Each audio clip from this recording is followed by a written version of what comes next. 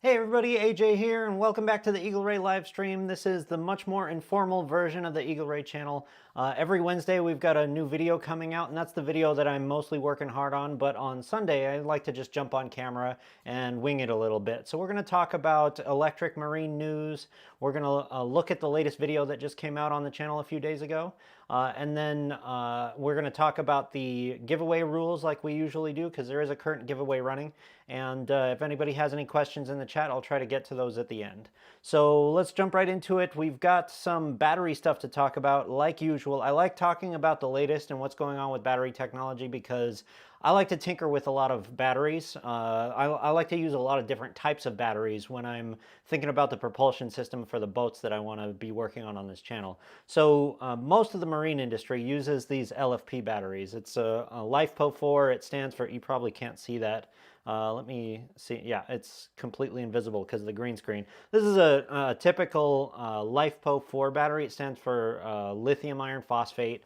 It's the safe lithium, basically. And there are multiple different types of lithium, and this is the big talk on the town when it comes to battery factories. And this is super important in my mind for anybody who's interested in not necessarily moving to LA or New York, but you still want a good job. What are the good jobs that are coming down the pike during the 2020s?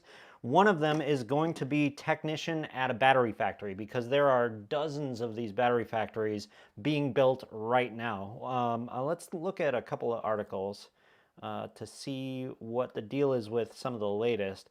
So the Department of Energy is basically approving everything that they can get to market, everything they believe will be a viable product that can go into either an EV or storage solution. Or a lot of people don't necessarily know this, but the electrical grid is super old. I think everybody knows that. But the way they're updating it is by installing large-scale battery not plants, but substations, more local to neighborhoods, so that it can take some of the load off of the grid during peak times. So there's just a huge need, not just from electric vehicles, but from everywhere across the energy grid, for a lot more batteries, and you need batteries of different kinds to fulfill different needs. So in marine we use mostly LFP. With cars they use mostly this NMC, which is higher power, a little bit more volatile. And along the way, people are figuring out how to get even more volatile than this, so that they can pack more energy density in.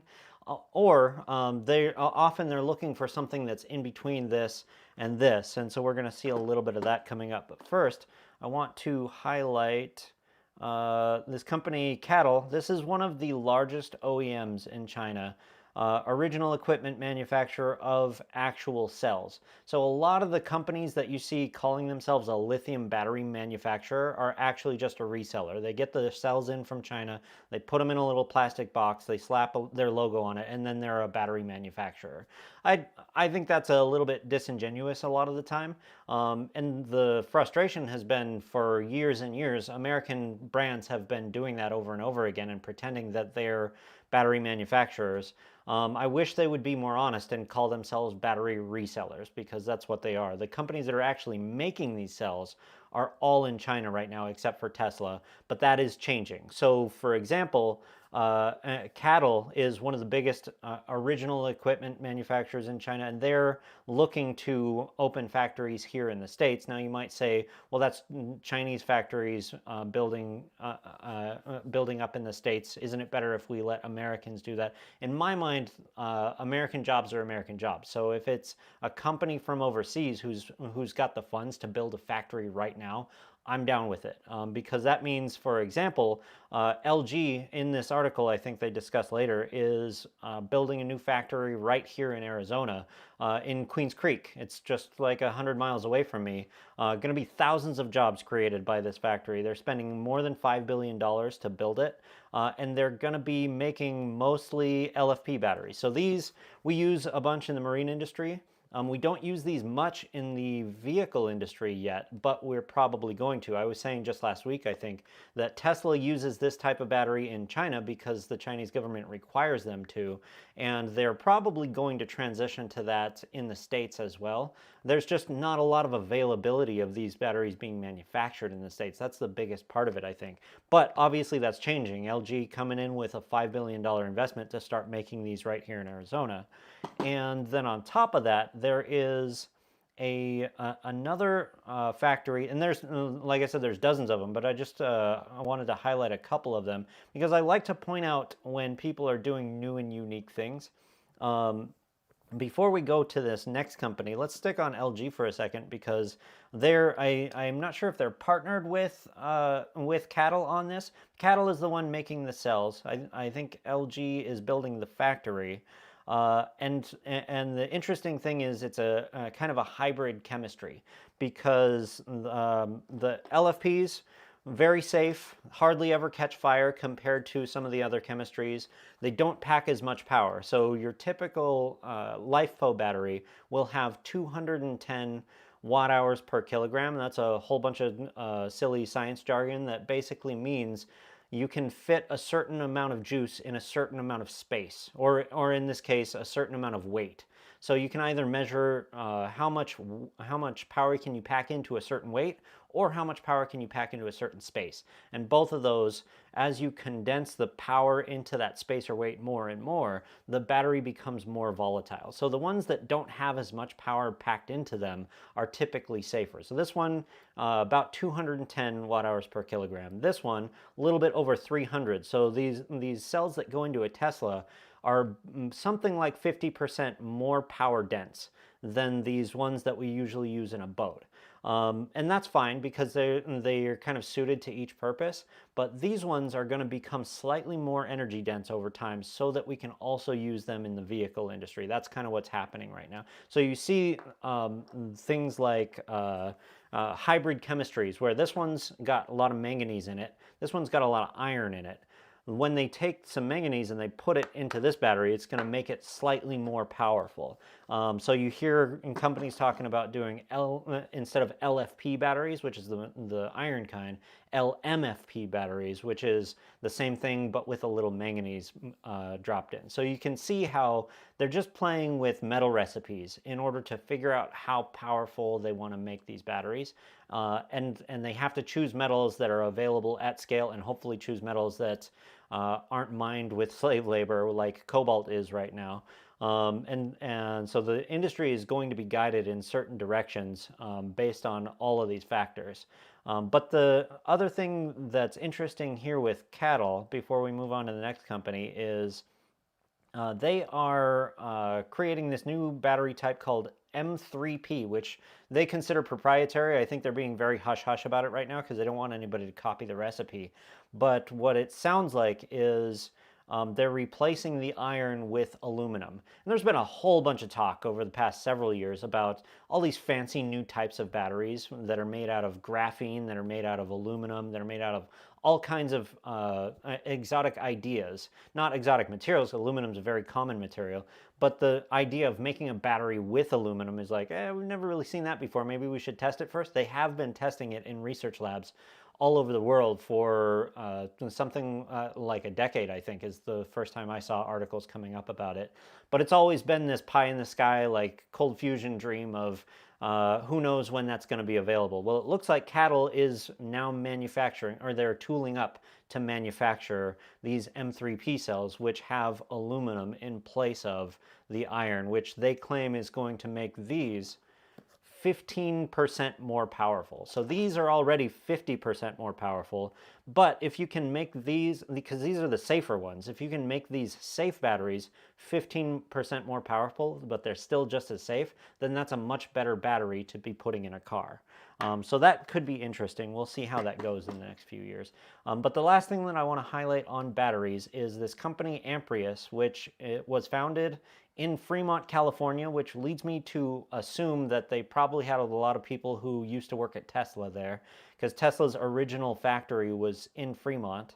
and they have been approved to build a new factory in Colorado.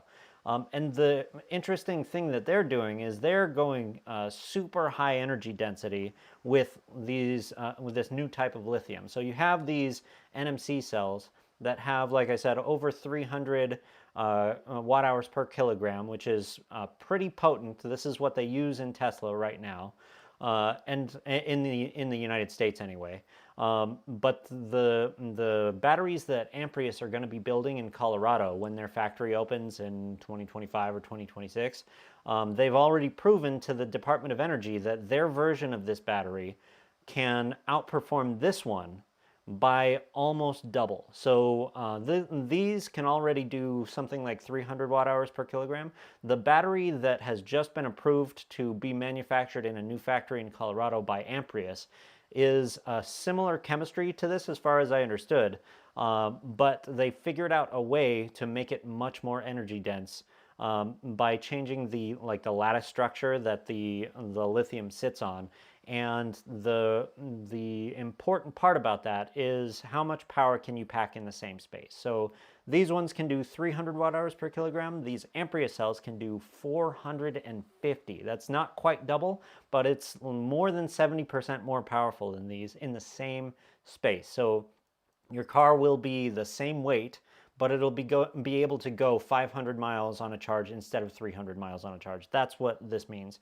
Now, a lot of people are talking about batteries that can do 3, 4, 5, 6 times that, but those are like future batteries that might not ever work out, that are in R&D right now. I like to focus on batteries that look like they're probably going to be available to purchase in less than 3 years. And it looks like the Ampere cells are that case. They've been tested and shown off to the Department of Energy. They actually do currently right now produce that immense upgrade in power.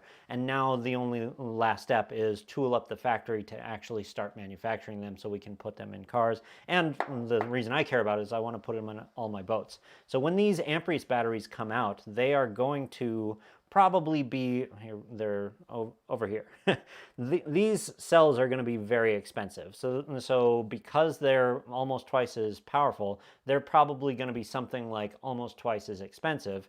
But the reason that's important is because it's going to create competition to bring the cost of these down even more. If you've seen lithium cost decline curves over the past 20, 30 years, they've just always been dropping. And this is why. When a new version of lithium comes out that's more powerful than the last, it causes everything that's already on the market to have to be sold at a discount. And so you can get these refurbished cells for next to nothing sometimes, which is pretty cool. That's where I got all of these. These are recycled server rack cells. And I paid like $1.20 for this cell, and that's an incredibly low price. And we're going to see that more and more, even for the brand new cells that Tesla is making right now. Those are going to get discounted in just a few short years. We'll be able to use those for anything we want: storage for off-grid systems or powering big motors on boats. With that in mind, I'm going to jump over to the Eagle Ray channel because we, like usual, have a new video. I'm trying to get a video out every Wednesday. It's going great so far. I'm hoping that I don't run out of time to keep launching a new video every single Wednesday, but I'll keep you guys updated if anything is falling behind. I do have another video coming out this Wednesday, but let's look at the one that came out last week, because prior to last week, I had just finished the first series on the Eagle Ray channel. It was a 5-video series where I built the Yak Tune. First boat that I've ever built. I don't know if you can consider it a boat. It's just 2 kayaks with a sheet of plywood on top. But I spent a lot more time having to put that together and make it seaworthy than I was expecting. So it took up 5 videos instead of, I thought it was only going to be 1 video. But what I really want this channel to be about for the most part is either analyzing or building electric propulsion systems on the water. So the first video where I actually get to do that is a review of a trolling motor plus a battery combo that I put up just this past Wednesday. So let's take a quick watch through that, and I'll try and drop in some commentary as needed to see if I can spice it up. Patients want to know why they should take care of their enamel, and I tell them strong enamel is your best defense against erosion and cavities. Reinforce that defense with Not letting me skip the an ad. effective cavity protection. You know, YouTube shows ads even when your channel's not monetized yet, and there's no control over that. I don't know if anybody knows that, but it's kind of annoying. I wish they wouldn't do that. Here we go. Right now, safe.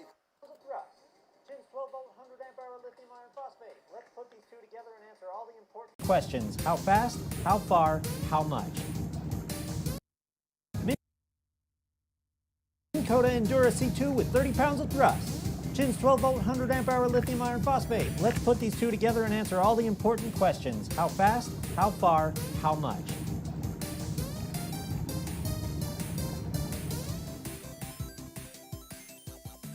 Hey everybody, AJ here, and welcome back to the Eagle Ray channel where we do all things DIY electric boats. Marine motors, batteries, solar panels, you name it. If it's got volts and it's on a boat, you're in the right place. Today we are finally digging into the propulsion system for the first time. We've spent the past month just trying to build the Yaktoon project, and now we need to figure out how to make it move. So I bought the cheapest motor that I could find on Amazon, the Minn Kota Endura C2, and we're gonna see what it can do. The Minn Kota Endura C2 with 30 pounds of thrust.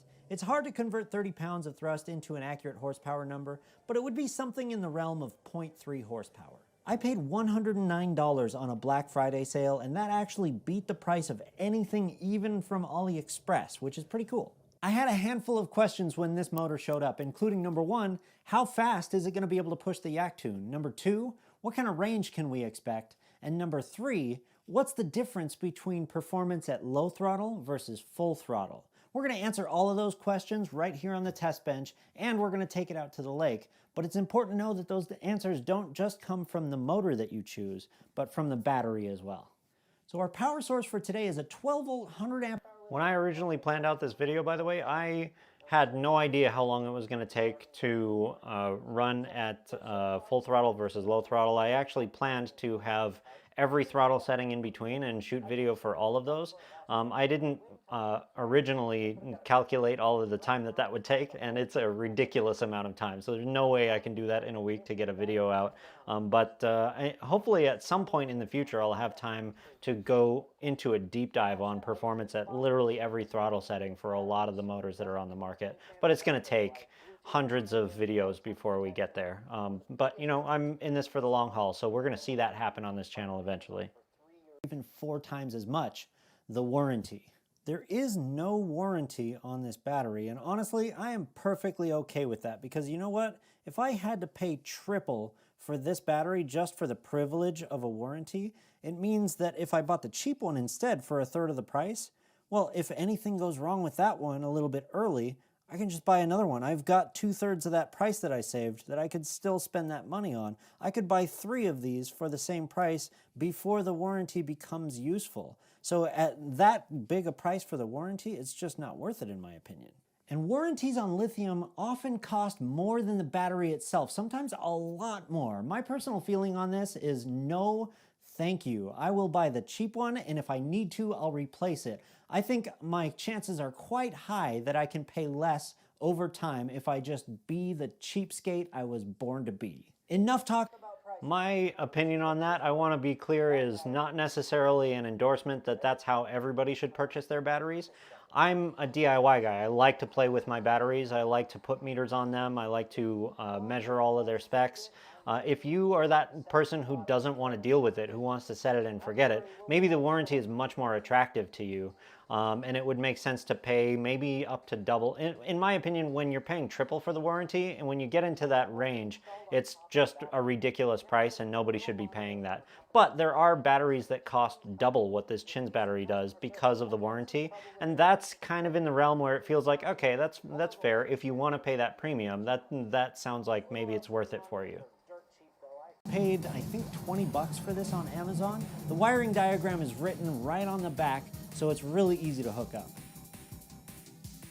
Voltage is electrical pressure. It's like pressure in a fire hose. As you spray electricity out of the battery, the pressure eases off gradually until it's so low that you can't keep spraying. The top right is amps. Amperage is a measure of the amount of stuff that's coming out of the battery at a given moment. If it were a fire hose, you could pause and slice through the hose and you'd be able to count how many molecules of water are visible in that slice. And if it's an electrical wire, that cross-section will have a certain number of amps. Thicker fire hose, more current. Thicker wire, more current. That's why we call amps current. And watts are on the bottom left of the screen. Watts are just the top two numbers combined into one. If you had a hose that has high pressure but low current, you'd have a pretty wimpy fire hose. If you had a hose that has high current but low pressure, you'd again have a pretty wimpy fire hose. Pressure and current have to work together to create power. So we combine both by multiplying them.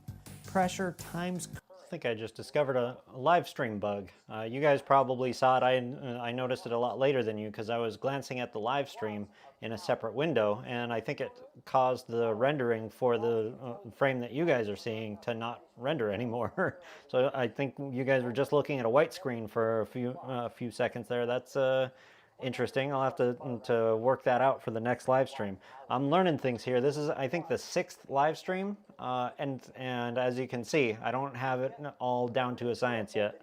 topic, so you don't have to worry about this too much right now, but just know for now that amp hours, which are usually written on the case, are different from watt hours, but they are two different ways to measure the same thing. What we're measuring with both of these is the fuel tank size. So back on the test bench, that's exactly what the DROC screen is giving us in the lower right-hand corner. All three of the other numbers remain pretty steady, and you'll see them slightly decline over time, but this fourth number is constantly ticking upward, and that's because it's counting how much fuel is in your battery as it exits. Using this number, you can actually determine whether or not the battery has as much as it claims to have in the fuel tank. So right now we're going to ignore the amp hours and we're going to use watt hours instead, because the watt hours is what we have on the... I can never tell whether any of this stuff is too rudimentary or too much inside baseball.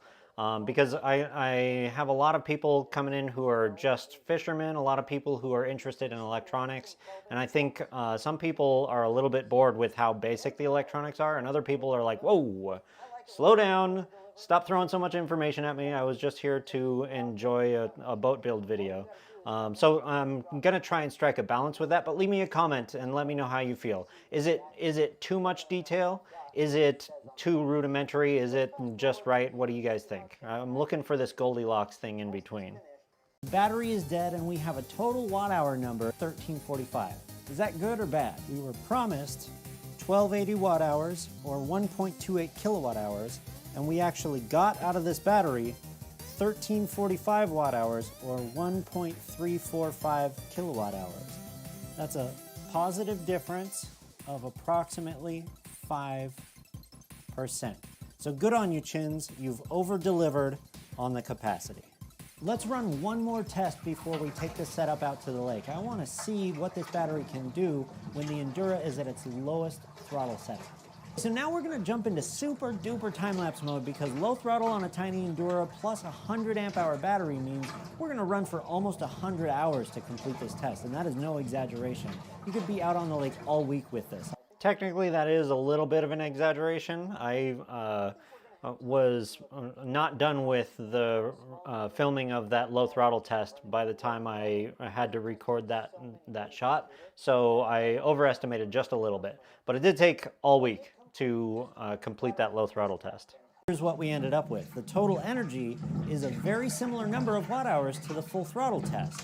The fuel tank size is the fuel tank size, whether you pull at a trickle or you try and draw all the amps at once. Now the total range is going to be very similar as a result as well. When you go at full throttle, you're going to get a certain distance. If you go at low throttle instead, you're going to get that exact same distance or thereabouts. It's just going to take you a lot longer at low throttle. Now the low throttle and full throttle should both have the same range in a perfect world, but the real world is far from perfect. So no more theory. It is time to send it for real. We're going to see exactly how far a battery like this can take us. So I'm just going to talk over this commercial because I don't know if I can skip it. I can skip it. Okay. With this motor, you basically have to be at full throttle the whole time with only moderate wind and current, and even then it won't be near enough to move even a small 8-foot boat like the Yaktun. The Endura is good for kayak-sized boats, but not much more. So my original plan was to launch from the popular Site 6 launch ramp, circle around the island, and go under the London Bridge, but I never quite made it there. As I was passing a popular waterfront restaurant called the Turtle Grill, I hit some really high current and wind, and the Enduro was no match for it. I tried to steer into it, hard to starboard, as hard as it could go, and it still wouldn't turn into the wind. So I finally conceded and agreed the wind wanted me to go back the other way. I had to go back the other way. And that is at full throttle, so low throttle, not even possible. Like if I had just put it at throttle 1, I wouldn't have made it out of the launch ramp area. On Havasu, the winds get pretty high. I don't know if it's like this on everybody else's lakes, but the winds are pretty strong most of the time here. I'd say 2 out of 3 days, the winds are above 10 miles per hour. That's what it seems like so far. I haven't been here through a full summer yet, so we'll see if it stays that way through the year, but the winds have been pretty high out here. Under motor vibration, so I've ordered some of those. But we need to finish depleting this battery to 0, and I actually had to come back 2 more days in a row to kill this battery. On day 2, the Drock actually disconnected before I even cast off, so I spent about a half hour with no monitor. But no problem though. Every second the monitor was failing, I used GPS to calculate distance and factored in the approximate watt hours so that we could calculate the correct number at the end. And on day 3, I was finally able to run this battery till it was empty. This time, I chose to run in a small figure 8 pattern where the wind wasn't too bad. You'll see me paddling occasionally, but that's just to steer, not to help the motor. And finally, I wanted to figure out, checking to make sure you guys can hear me, I wanted to figure out a way to exercise while I'm out there, because I'm going to be testing a whole bunch of batteries during this year, and I want to be able to exercise while I'm out there too. So paddling helps a little bit, but I'm actually looking at ways to turn some exercise equipment into some equipment that I can put on top of the Yaktun. There's a few different variations of that I could get into, but I've got some of that coming up on the channel later this year. But definitely I need to figure out a way to get some exercise, because I don't want to just be sitting out there baking in the sun doing nothing. sip power slowly and have a motor that will last for days before you need a recharge, the Endura is a good pick. As Very slow. really happy with the results. We got 1.34 kilowatt hours on the test bench, which is about 105 amp hours, 5% better than what it says on the box. And then out on the lake, we did almost as well. We got 1.32 kilowatt hours, which is about 103 amp hours, about 3% better than what it says on the box. Now, lithium iron phosphate, though, is designed to be able to handle way more current than the Enduro was ever able to pull, because at 1C, which is the standard rate for LiFePO 4, you should be able to pull up to 100 amps continuous out of this battery. And we were only ever pulling a third of that with the Endura. So we're gonna throw higher loads at this battery in the future.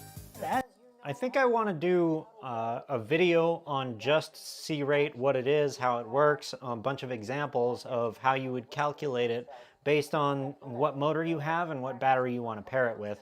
Because I think that feels pretty complicated for people who are not familiar with it. I came from the hobby RC market where people are calculating C rates for their planes and boats and car builds all the time. And it just becomes second nature pretty quickly. But if you've never done it before, it just feels unfamiliar and it feels like speaking a foreign language, I think. So I kind of want to make a video that tries to demystify that a little bit. But it looks like the video is mostly done. So, yep. Let's actually just go back to the main channel. And I want to talk about the giveaway a little bit.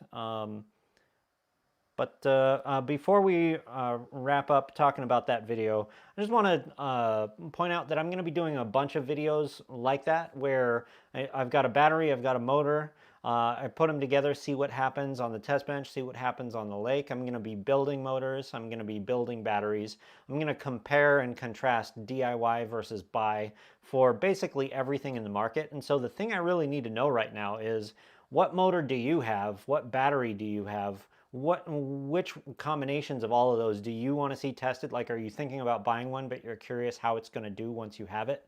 I want to target those first because, like, I could go to a 45-pound troller or a 55-pound troller. I actually saw a 65-pound troller for 155 bucks on Walmart yesterday.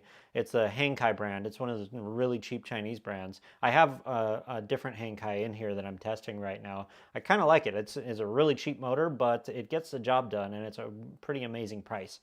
So I'm going to be I'm trying to pick up basically every motor on the market eventually, but I want to target the ones that you guys want to see first. So hit me up with a comment and let me know what's the next one that I should be bringing into the studio. So the giveaway right now, you've heard me say it on every video so far, is the Milwaukee angle grinder, cordless, 18 volt.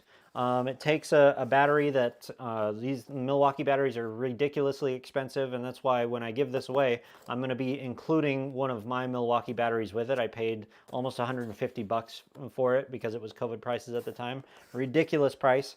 But these tools are extremely reliable. I've had excellent experience with Milwaukee's customer service. Not sponsored. I just have a lot of their tools because I like them. If you've never used an angle grinder before, it's important to know neither had I until a couple of years ago. I was just a computer programmer who got really tired of being stuck in a cubicle, came out here to Havasu, needed to start working on boats, and the angle grinder was one of the first tools I had to pick up because you can cut metal, you can shape metal, you can strip paint off of metal, you can do all kinds of crazy cool stuff. If you want to work with metal at all, you got to have an angle grinder. So stick around in the live stream because we're going to give that away as soon as we hit 1,000 subscribers. It's going to be a little while, maybe a few months before we get there. But the moment we hit 1,000 subscribers, the very next live stream that happens after that, that's when the giveaway is going to happen. And so you can see the full details on how that's going to work by going into any of these videos. Let me jump back in here for 1 second. Nope, no thank you, advertisements. If you open the description for the video, you scroll down to the bottom, and this one's got a pretty small description, so it's right here. Last thing in the description is the giveaway rules. You copy this bit.ly link and paste it into a browser, and it'll tell you all about the giveaway. So the eligibility requirements are right here. I'm not going to go over them in detail right now because I've done that in several live streams before. But if you're curious how it works, it's all right there. So I'm going to check the live stream real quick to see if there are any questions. It looks like it's crickets because it's early days, as you know. But I am here for the long haul, so any time you guys want to drop in on Sunday, I'm going to be here. It's in these first few weeks of me running the channel, it could be just me and you having a conversation, and that's totally cool with me. So even if you're the only person in the chat, I'll chat with you if you want to jump in and ask me a couple of questions. But like I said, I'm in here. I'm doing this for the long haul. Every week on Wednesday, there's going to be a regular video coming. Every Sunday at 2 p.m. Pacific, I'm going to be here in this live stream. So if you're watching this after the fact, come back on Sunday because I'll be here. I'm going to wrap up, but I want you to know that I was not a boater or a boat enthusiast, or I didn't really have much of anything to do with water sports until I moved to Havasu less than a year ago. I left LA. I was a computer programmer in the VFX industry. I was going stir crazy, stuck in a cubicle, had the beach half an hour away, never able to go. And I really just needed a change in lifestyle, period. And I'm not saying that everybody should do that, but I think everybody should go and experience nature in their local environment, at least occasionally, because it's so therapeutic. The quality of life change that I've experienced in just the past year is so immense. I can't even describe how incredible it is to be able to get out on the water regularly. So if you like the idea of getting out on the water, get a boat. You can find cheap Facebook marketplace buys for $1,000, $2,000, or you can build a cheap boat like I did with the Yaktoon. It only cost me like $1,200 to build the hull, and then a propulsion system is a few $100 on top of that. You can do it real cheap if you put your mind to it. And even if you're going to go out once a month or once every 6 months, get it done because it's so amazing. With that, I'm going to let you guys go. I'll be back this same time next week. Until Wednesday, when the next video comes out, I want you to have a good one, boat safe, and take care.